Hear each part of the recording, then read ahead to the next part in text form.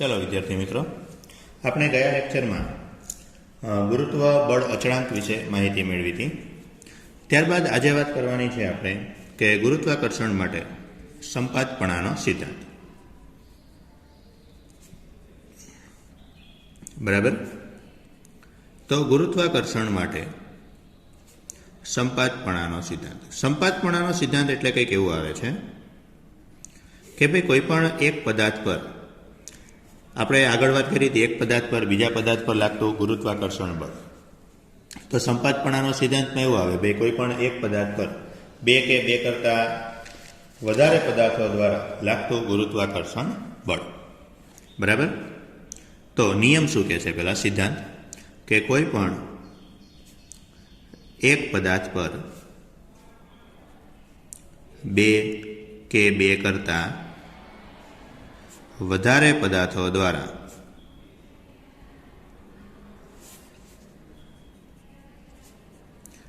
લાગતું ગુરુત્વાકર્ષણ બળ તે, હવે બે કે બે કરતાં વધારે પદાર્થો દ્વારા જે ગુરુત્વાકર્ષણ બળ લાગે છે તે ગુરુત્વાકર્ષણ બળ તે દરેક સ્વતંત્ર પદાર્થના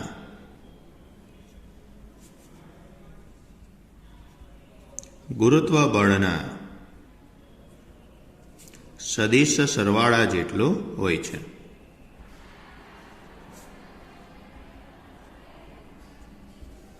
બરાબર, ગુરુત્વાકર્ષણ બળ કે શું કીધું? કોઈ પણ પદાર્થ પર બે કે બે કરતાં વધારે પદાર્થો દ્વારા જે ગુરુત્વાકર્ષણ બળ લાગે તે કેટલું હોય? તો કે દરેક સ્વતંત્ર બળના સદિશ સરવાળા। સદિશ સરવાળાનો અર્થ શું થઈ ગયો? કારણ કે ગુરુત્વ બળ છે એ સદિશ રાશિ છે, એટલે એનો સીધો સરવાળો ન કરી શકાય, પરંતુ એમાં તમારે શું કરવું પડે? એનો સદિશ લેવો પડે। બરાબર, એટલે સદિશનો સરવાળો કરવાનો, દિશાને પણ ધ્યાનમાં રાખીને પછી સરવાળો કરવાનો કે ભાઈ કોઈ એક આ બાજુ દિશા હોય, એક આ બાજુ દિશા હોય, તો એકને ધન લ્યો, એકને ઋણ લ્યો, પછી એને જે પણ કંઈ મોટામાંથી નાનાને બાદ કરો, તે પ્રકારની પદ્ધતિ અનુસરવી પડે। બરાબર, પછી ગુરુત્વાકર્ષણ બળ છે તે માટે, તો ધારો કે આપણે એક તંત્ર એવું લઈ લઈએ કે જેની અંદર એક પદાર્થ M1 છે, એક પદાર્થ M2 છે, કે પદાર્થ એક M2 છે। બરાબર, એવી રીતે ધારો કે અપ ટુ Mn પદાર્થ છે। આ બધા પદાર્થો દ્વારા ધારો કે અન્ય કોઈ એક પદાર્થ M છે, ધારો કે આનો સ્થાન સદિશ R1, આનો R લઈ લઈએ, આનો R2, આનો અપ ટુ Rm છે। બરાબર, કે આની જે વાત કરીએ M1, M2 up to Mn દળ ધરાવતા આ કણો દ્વારા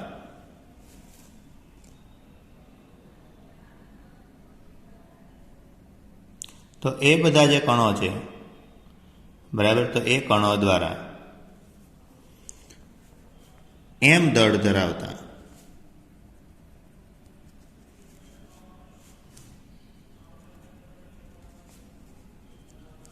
કણો પર લાગતું ગુરુત્વાકર્ષણ બળ, તો M દળ ધરાવતા કણ પર લાગતું ગુરુત્વાકર્ષણ બળ કેટલું થશે? તો કે ભાઈ આની પર બળ કોણ લગાડશે? તો આની પર M1, M2 up to Mn બધા જ કણો બળ લગાડશે, અપ ટુ Mn છે। બરાબર, એટલે 1, 2, 3, 4 અપ ટુ Mn સુધી છે, એટલે આપણે શું કહી શકીએ? તો કે બધા જ બળનો સદિશ સરવાળો।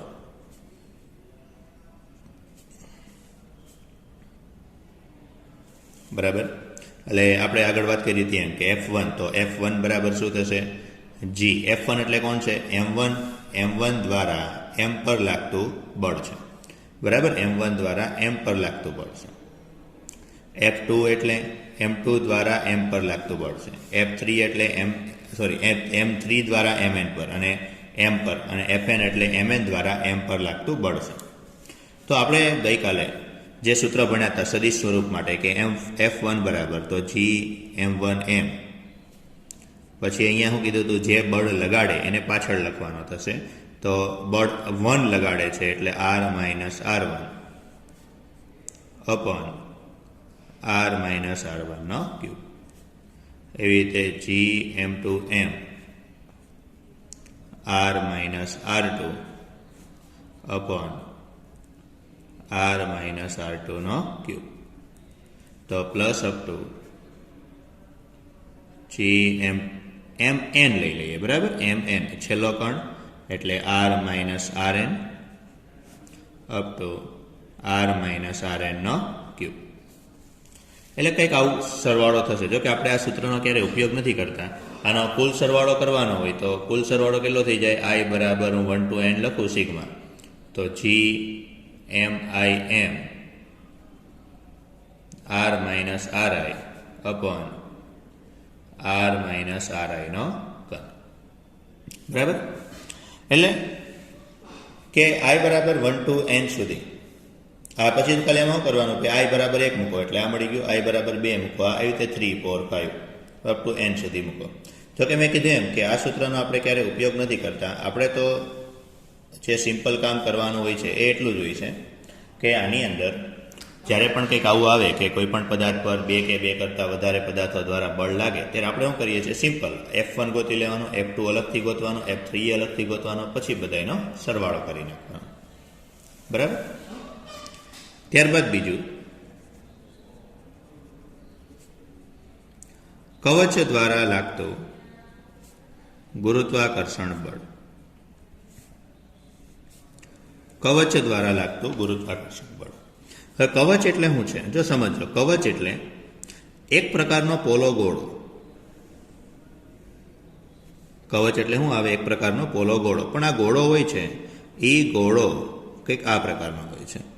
એટલે આ વચ્ચેનો ભાગ હોય ને એ પોલો હોય, બરાબર. આ ભાગ કેવો હોય? પોલો ભાગ હોય. દળ ખાલી એટલા વિસ્તારમાં જ હોય. તો ધારો કે આવી કોઈ કવચ છે જેની ત્રિજ્યા ધારો કે આપણે r લઈ લઈએ. તો આવા કોઈ કવચ દ્વારા ધારો કે એના કેન્દ્રથી સ્મોલ r અંતરે આવેલા કોઈ p બિંદુએ આપણે ગુરુત્વાકર્ષણ બળ શોધવું છે. તો અહીંયા સમજો ગુરુત્વાકર્ષણ બળ કેટલું થશે. તો આ કવચ છે, કવચમાં ઘણા બધા કણો અહીંયા બધે હશે, બરાબર. કવચ એટલે મેં શું કીધું? એક પ્રકારનો પોલો ભાગ જ. તમે નારિયેળ જોયું હોય, એ નારિયેળને તમે કવચ તરીકે લઈ શકો, બરાબર. નારિયેળને આપણે કવચ તરીકે લઈ શકીએ. નારિયેળમાં કેમ અંદર ખાલી હોય પણ એની જે સપાટી હોય એ સપાટી જાડી હોય, બરાબર. પ્લાસ્ટિકનો દડો અને કવચ બે વસ્તુ અલગ છે. પ્લાસ્ટિકના દડામાં શું થાય છે તો કે સપાટી પાતળી હોય, એમાંય અંદર તો ખાલી જ હોય બધી, પણ સપાટી પાતળી હોય. નારિયેળમાં અંદર તો ખાલી જ હોય પણ સપાટી જાડી હોય. ધારો કે અહીંયા કોઈ એક કણ છે, તો એક કણ દ્વારા p બિંદુએ લાગતું ગુરુત્વાકર્ષણ બળ. તો આગળ કીધું તેમ ગુરુત્વાકર્ષણ બળ ક્યાં લેવાનું? જે બળ લગાડે એના તરફ, બરાબર. એવી રીતે અહીંયા કણ છે તો p કણ પર હવે અહીંયા એક કણ બળ લગાડશે તો ગુરુત્વાકર્ષણ બળ આપણે લગાડવું પડતું નથી, જાતે લાગે છે. તો અહીંયા એક કણ બળ લગાડે તો એક કણ અહીંયા પણ બળ લગાડશે. એટલે થશે શું કે ધારો કે હું આનો ખૂણો થીટા લઈ લઉં તો આ બળના બે ઘટકો પડશે. આ જે બળ લાગે આ બળ, ધારો કે આને F કહી દઉં, તો આ બળના શું થશે? બે ઘટકો પડશે. એક ઘટક કેન્દ્ર તરફ જશે, એક ઘટક ઉપર લંબ તરફ જશે. એવી રીતે અહીંયા જે બળ હશે ધારો કે એ પણ F જ થશે, અંતર તો હરખું જ છે, તો એનાય બે ઘટકો પડશે. એટલે આ બાજુ ધારો કે હું એવું કહું કે F cos થીટા છે તો અહીંયા આવશે F sin થીટા. એવી રીતે અહીંયા પણ F sin થીટા, બરાબર. એવી રીતે આ જે બળ છે F, તો એનું અહીંયા આવશે F cos થીટા. તો આની કારણે શું થશે કે કેન્દ્ર તરફ બે બળો લાગ્યા. આ એક F cos થીટા, આ જે F છે એનું પણ F cos થીટા કેન્દ્ર તરફ લાગ્યું, આ F છે એનું F cos થીટા કેન્દ્ર તરફ લાગ્યું. તો અને આ જે બંને બળો છે આ બંને બળો એકબીજાની અસર નાબૂદ કરશે. આવા કોઈ પણ કણ લો, ધારો કે હું અહીંયા કણ લઈશ, આ બે કણ લો, તો પણ શું થશે? એક બળ આમ, એક બળ આમ. છેલ્લે ઉપરના ઘટકો નાબૂદ થશે અને છેલ્લે એવું ખબર પડે આપણને કે છેલ્લે બધા ઘટકો કયા વચ્ચે? તો કે એના કેન્દ્ર તરફ. બીજા બધા ઘટકો નાબૂદ થશે, બરાબર. એટલે એનો અર્થ એમ થઈ ગયો કે કોઈ પણ કવચ દ્વારા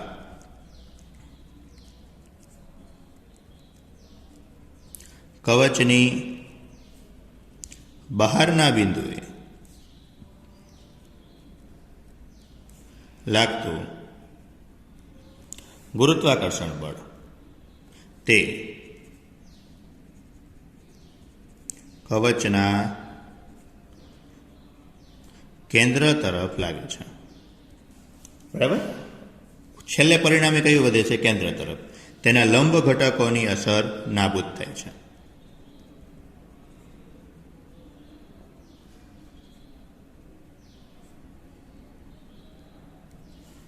બરાબર. એટલે છેલ્લે તો શું થશે? તો કે ખાલી કયા ઘટકો વધશે? એના કેન્દ્ર તરફના. આ જે બધા ઘટકો છે એની અસર નાબૂદ થઈ જશે. એટલે આ એક વસ્તુ ધ્યાન રાખવાનું કે કોઈ પણ કવચની બહાર હશે તો એનું ઇનશોર્ટ ધારો કે એવું કહી દીધું હોય કે કોઈ પણ કવચ છે, ધારો કે એક આવું આર ત્રિજ્યાનું કવચ છે, ધારો કે આ કવચનું દળ કેપિટલ એમ છે, તો એનાથી આર અંતરે કોઈ પણ પી બિંદુએ ગુરુત્વ બળ શોધવું છે. બરાબર. તો એનો અર્થ એમ થઈ ગયો કે આ એમ દળની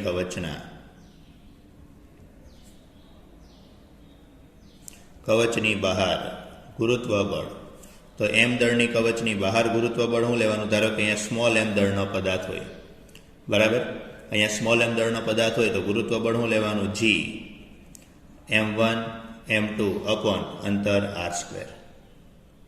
પછી કદાચ અહીંયા સપાટી ઉપર હોય. બરાબર. કે આ જ પદાર્થ જો સપાટી ઉપર હોય તો શું કરવાનું? કે એ જ પદાર્થ જો સપાટી ઉપર હોય, કવચ છે તો એ પદાર્થ અહીંયા સપાટી ઉપર હોય કે તો હવે એ કવચ માટે કેન્દ્રથી અંતર કેટલું થઈ ગયું? Capital R. તો હવે એ કવચની સપાટી પર ગુરુત્વ બળ, તો કવચની સપાટી પર ગુરુત્વ બળ કેટલું થઈ જશે? તો G capital M small m upon capital r². અને કોઈ પણ કવચ છે તો કવચની અંદર, હવે તો સમજો, કવચની અંદર તો કોઈ પદાર્થ છે જ નહીં, માત્ર ખાલી છે, પોલો ગોળો છે. તો કવચની અંદર હંમેશા કુલ બળ શૂન્ય હોય છે. બરાબર.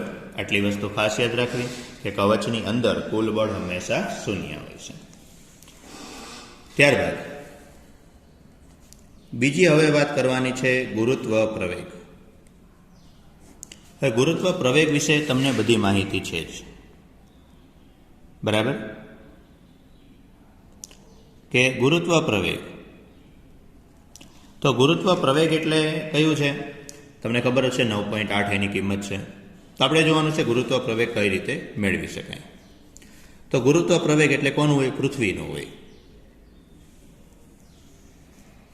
પૃથ્વી લઈ લઈએ.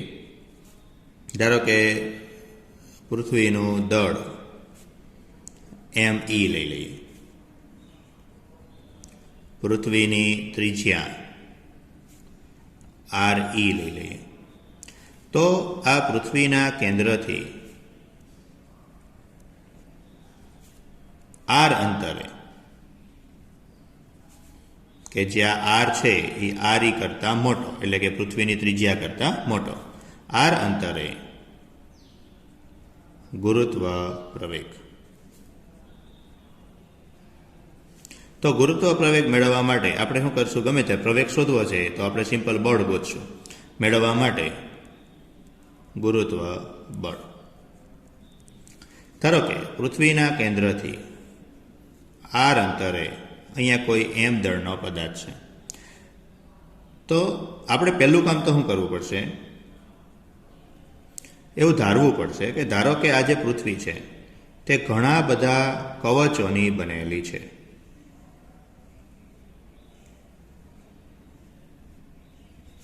બરાબર. શું ધારવું પડશે?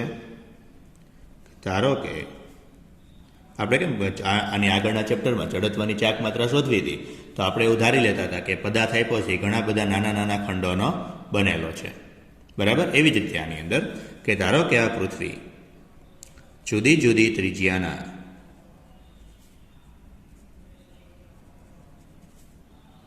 અનેક કવચોની બનેલી છે.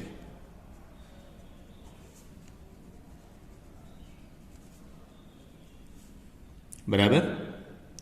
તો અને કવચ માટે આપણે શું કીધું? દરેક કવચ દ્વારા લાગતો બળ કેન્દ્ર તરફ હશે. તો માટે આ દરેક કવચ દ્વારા કુલ બળ, બરાબર, આ દરેક કવચ દ્વારા r અંતરે લાગતું બળ, તો એને df લઈ લઈએ.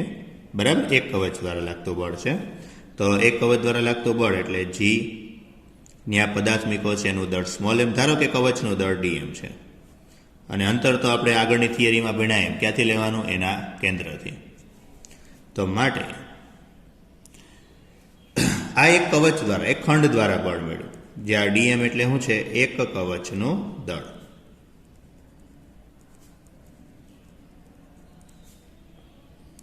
તો આવી કોઈ હવે કુલ બળ, બરાબર, તો માટે આ સમગ્ર તંત્ર દ્વારા એટલે કે સમગ્ર પૃથ્વી દ્વારા લાગતું કુલ બળ. તો આપણે કેમ બોલું, જડત્વની ચાક માત્રામાં કરતા હતા, એક ખંડ દ્વારા મળી ગયું, પછી એનું સંકલન કરી નાખો. તો આ g small m upon r square તો કોમન, dm નું સંકલન, dm નું સંકલન એટલે શું થઈ ગયું, dm એટલે શું છે, આ જેટલી કવચ છે બધી કવચના દળ છે, સંકલન એટલે સરવાળો. તો કે બધી કવચના દળનો સરવાળો કરો એટલે મને આખી પૃથ્વી મળી જશે. આખી પૃથ્વીનું દળ તો શું લીધું, me, એટલે એ કેટલું થઈ જશે, તો g small m capital me upon r square. તો આપણે આ બળ મળી ગયું. કોઈ પણ બળ હોય તો બળ બરાબર આપણે એવું લખી શકીએ ma. તો આ a બરાબર હું મેળવું, gme અપોન r સ્ક્વેર.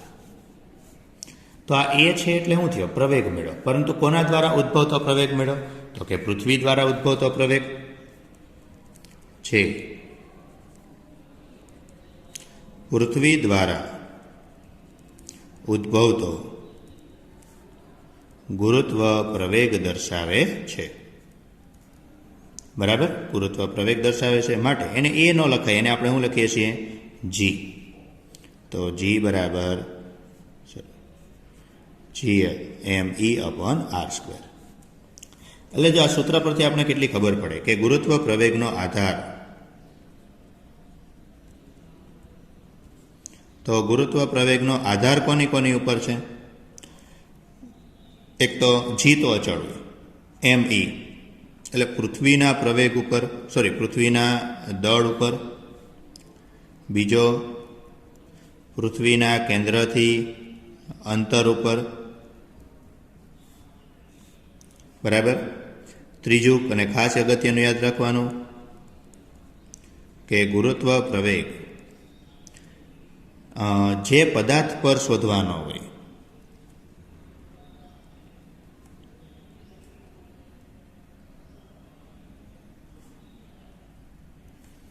મેળવવાનો હોય, તે પદાર્થના દળ પર આધાર રાખતો નથી.